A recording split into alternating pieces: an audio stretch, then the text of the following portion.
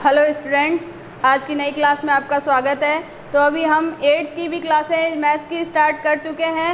Last जो video में हम यूनिट जो 6 हमारी है स्क्वायर एंड स्क्वायर रूट, वर्ग और वर्गमूल, तो उसके हम यूनिट के जो क्वेश्चन कर रहे थे तो हमने 1 और 4 तक क्वेश्चन सॉल्व कर चुके हैं। अब तक की वीडियो में 4 क्वेश्चन सॉल्व किए। अब आगे हम इसके नेक्स्ट क्वेश्चन सॉल्व करते हैं जो कि पैटर्न पर रिलेटेड है। तो हम उसका पैटर्न समझेंगे तो आगे के क्वेश्चन सॉल्व करना आसान होएगा। लास्ट जो वीडियो था उसमें 4 नंबर क्वेश्चन में भी हमने एक नए तरह का पैटर्न सीखा था। अगले क्वेश्चन में उससे थोड़ा सा हटके दूसरे टाइप का पैटर्न है, तो आइए उसको हम समझते हैं। तो नेक्स्ट जो हमारा क्वेश्चन है उसमें हम देखते हैं कि क्या लिखा हुआ है कि निम्न प्रतिरूप का अवलोकन कीजिए और बताना है कि रिक्त स्थान में क्या संख्या आएगी। यानी कि इस पैटर्न को देखते हुए जो फिल इन द ब्लैंक्स है उसको हमें फिल करना है। अब इस पैटर्न को जब हम देखते हैं प्रतिरूप को, तो हम क्या देखते हैं कि पहले में तो दे रखा है 11 का वर्ग जो कि 121 आया हुआ है। नेक्स्ट जो दे रखा है उसमें 101 का वर्ग जो इस तरीके से 10,201 आया है। अब जैसे जैसे संख्या बढ़ रही है तो उसका हमें स्क्वायर निकालना कॉम्प्लिकेटेड होता जाएगा। तो इस तरीके से स्क्वायर नहीं निकाल के इस पैटर्न का यूज़ लेंगे। तो इस पैटर्न का यूज़ लेने से पहले थोड़ा सा हम इसको समझ लेते हैं। इसमें क्या किया हुआ है कि पहले में एक भी जीरो नहीं थी, सीधा 11 था, तो 11 का वर्ग हमने लिख लिया। दूसरे में हम देखते हैं कि दोनों एक के बीच में कितने जीरो आए हुए हैं, 1 जीरो, यानी कि 2 बार 1 आया हुआ है और 1 जीरो आया हुआ है। तो 2 बार 1 है, तो जितनी बार 1 है उतनी बार हम क्या करेंगे, संख्या को एक बार सीधा लिखेंगे और वहीं से वापस उल्टा लिखना शुरू करेंगे। क्या मतलब है इसका कि इसमें 2 बार 1 है। जैसे यहाँ हम करके देखते हैं 101 का हमें वर्ग करना है, तो कितनी बार 1 दिया हुआ है, 2 बार। तो हमने पहले 1 लिखा और 2 बार संख्या लिख दी। अब यहीं से इसको उल्टा लिखना शुरू करेंगे, यानी 2 के बाद 1 लिख दिया उल्टा। अब जीरो कितनी बार है, 1, तो इनके बीच में 1 हमने जीरो फिल कर दिए। तो इस तरीके से ये पैटर्न बना। अब आप समझोगे इससे नहीं समझ में आया, कोई बात नहीं, आगे हम फिर से देखते हैं। इस वाले क्वेश्चन में क्या दे रखा है, कितनी बार 1 है, 3 बार 1 है। तो हमने 3 बार संख्या लिखी, एक बार सीधी, 1, 2 और 3, और जहाँ से ख़त्म हुई है वहीं से हमने वापस से उल्टी लिखना स्टार्ट कर दिया। यानी कि इसमें 1 जीरो था, अब हमने क्या कर दिया, 1 0 1 0 1, इसका वर्ग ज्ञात करना है। तो पहली बार मैंने कहा था जितनी बार 1 है उतनी बार अंक लिखने, इसमें 1 है 3 बार, तो हमें 3 बार संख्या पहले सीधी लिखनी है, गिनती 1 2 3। अब जहाँ पे ख़त्म हुई है वहीं से उल्टा लिखना है, यानी 3 2 और 1। अब ये 0 है तो ये 0 इसके बीच में फिल कर देने हैं। तो इस तरीके से ये क्या आ जाएगा, इसका वर्ग आ जाएगा।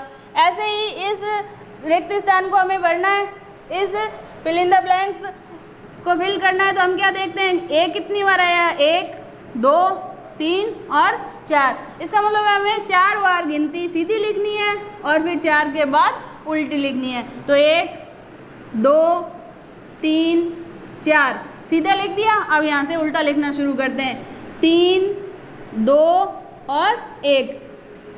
ये इस पैटर्न का रूल है। फिर इसके बाद हमें इनके बीच में क्या भर देने हैं, 0 फिल कर देने हैं। तो ये इसका क्या हो गया, स्क्वायर हो गया, वर्ग ज्ञात हो गया। अब इसमें तो क्या हुआ था, इसका वर्ग करना था, जो वर्ग संख्या आएगी उसका मान रखना था। इसमें वर्ग किया हुआ दिया हुआ है और जो वर्गमूल संख्या होगी वो हमें यहाँ भरनी है। तो इस संख्या को देखने से हमें क्या पता चल रहा है कि मैक्सिमम कितने तक संख्या आई हुई है, कितने अंक तक गिनती लिखी हुई है, 5 तक, 1 2 3 4 5, और 5 के बाद वापस से उल्टी 4 3 2 1, तो उल्टी हो गई। तो हमें मैक्सिमम अंक कितना आया, 5। तो इसका मतलब है कि हमारे 1 की कितनी बार रिपीट होगा, 1 5 बार। तो 1 बार, फिर 0 2 बार, फिर 0, फिर 3 बार, फिर 0, फिर 4 बार, फिर 0 और फिर 5। तो इस तरीके से ये किसका वर्ग होगा, ये इस संख्या का वर्ग होगा।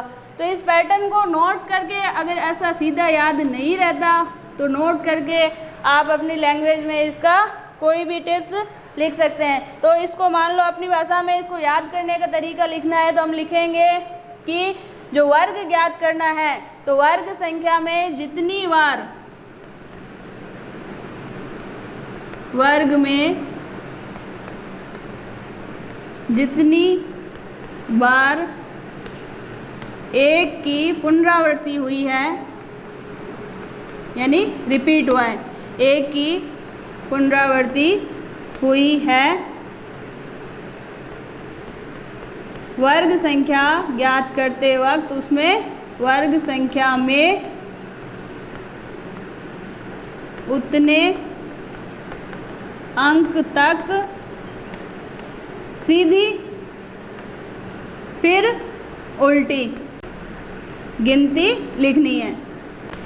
यानी कि ये क्वेश्चन का भाग नहीं है, ये सिर्फ आपको ये पैटर्न याद रखने का तरीका लिखा है कि आप अपने रफ में इसको याद करने का शॉर्ट ट्रिक लिख सकते हैं कि इस मान लो अभी तो क्वेश्चन समझा रहे हैं तो आपको याद रह रहा है, बाद में फिर कभी आप पढ़ोगे तो मान लो ये पैटर्न भूल जाओ तो साथ में इसके नोट लिखा हुआ होएगा तो आपको फिर से याद आ जाएगा कि हमने इस पैटर्न में किया क्या था। कि इसमें 3 एक थे तो हमने 3 तक गिनती सीधी लिखी और फिर उल्टी लिखी और उसके बाद में बीच में क्या लिख देंगे, 0 लिख देंगे। तो इस तरीके से हमने इसका एक नोट डाल के इस पैटर्न को याद कर लिया और इस क्वेश्चन को इस तरीके से सॉल्व किया। नेक्स्ट जो हमारा क्वेश्चन है 6 नंबर, इसमें दिया हुआ है कि दिए गए प्रतिरूप यानी पैटर्न का यूज़ करते हुए उपयोग करते हुए हमें मिसिंग नंबर यानी लुप्त जो संख्याएं हैं उनको इसमें लिखना है। तो इस क्वेश्चन में हम क्या देखते हैं कि एक पैटर्न लिखा हुआ है, इस पैटर्न में हम देखते हैं कि 1 का वर्ग प्लस 2 का वर्ग प्लस 4 का वर्ग बराबर 3 का वर्ग। तो इसको थोड़ा सा यहाँ एक्सप्लेन कर लेते हैं। 1 का वर्ग प्लस 2 का वर्ग प्लस 2 का वर्ग बराबर 3 का वर्ग। तो ये इस रूप में कैसे लिखे हैं तो हम देखते हैं कि 1 का वर्ग क्या होता है 1, 2 का वर्ग क्या होता है 4, फिर 2 का वर्ग 4, इनको जोड़ दो 4 4 8 और 1 9 और वही क्या होता है 3 का वर्ग होता है। यानी कि ये इसने इस तरीके से इनको जोड़ के लिखा है। लेकिन हमें कैसे पता चलेगा कि इसको किस फॉर्म में आगे बढ़ाया। अगले में हम देखते हैं 2 का 3 का वर्ग 6 का वर्ग, तो 2 का वर्ग 4, 3 का वर्ग 9 और 6 का वर्ग 36। तो इन सबको हम जोड़ें 36 4 40 और 49 और वो क्या होता है 7 का वर्ग। तो इसमें कौन सी ऐसी ट्रिक या फॉर्म यूज़ की है जिससे हम इस पैटर्न को याद करें। तो जो फर्स्ट इसने क्वेश्चन लिया है या फर्स्ट जो लाइन ली है उसको हम इस तरीके से फर्स्ट सेकंड थर्ड फोर्थ 4 में डिवाइड कर लेते हैं कि किस तरीके से कौन सा स्टेप हमारे पास आया है। तो इन स्टेप को देखने से क्या पता चल रहा है कि पहला स्टेप तो जो दिया है उससे हमने स्टार्ट किया है, सेकंड स्टेप ये हम पैटर्न को याद करने के लिए नोट कर लेते हैं कि नेक्स्ट टाइम जब भी हम इसको पढ़ेंगे तो हमें याद रखना है कि कैसे इसके बाद अगला पद ये आया, इसके बाद अगला पद ये आया, ये बराबर में हमारे पास ये आएगा। तो हम देखते हैं कि पहला पद जो दिया हुआ है उससे हम दूसरा पद कैसे आएगा कि पहले पद में हम 1 जोड़ दें। क्या ये सभी में सही हो रहा है? देखते हैं हम। पहला पद 1 है, इसमें 1 जोड़ा तो 2 आ गया। पहला पद 2 है, इसमें 1 जोड़ा तो 3 आ गया। पहला पद 3 है, इसमें 1 जोड़ा तो 4 आ गया। पहला पद 4 था, इसमें 1 जोड़ा तो 5 आ गया। इसमें मिसिंग है जो हमें निकालना है तो 5 से अगला स्टेप क्या हो जाएगा 6। तो हम यहाँ क्या लिख देंगे 6। तो पहला मिसिंग नंबर हमारे पास आ गया। अब इसमें भी हम देखते हैं पहला पद 6 है, 6 में 1 जोड़ा तो 7। यानी कि सेकंड पद कैसे निकालेंगे उसकी क्या ट्रिक होगी इस पैटर्न के अकॉर्डिंग कि फर्स्ट में 1 हम जोड़ दें। फर्स्ट जो हमारा ये पद था पहला पद था उसमें हमने 1 जोड़ दिया।